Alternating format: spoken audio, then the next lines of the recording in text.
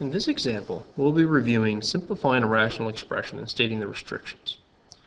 Recall that another way we talk about restrictions is often referring to them as non-permissible values, or NPVs.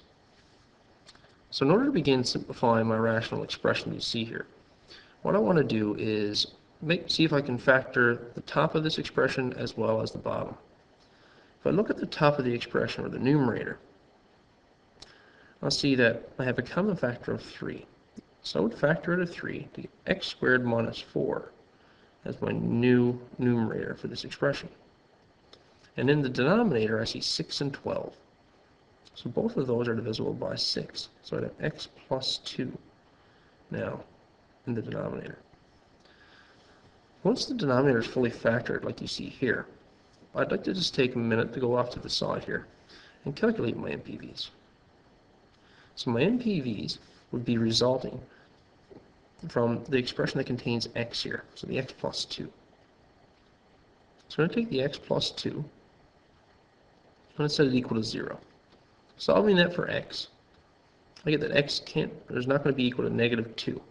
So if x were equal to negative 2, then this expression would be 0 in the denominator, and I wouldn't be able to go any further with the problem. So I found my non-permissible value.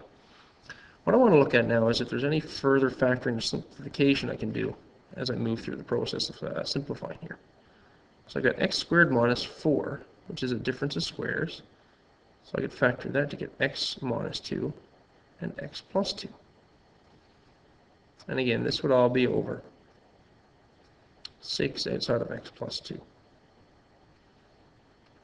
So now comparing the numerator and the denominator, I've got a common factor of x plus 2 here and here.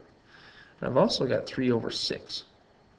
So I can divide 3 by 3 once, and I can divide 6 by 3 twice.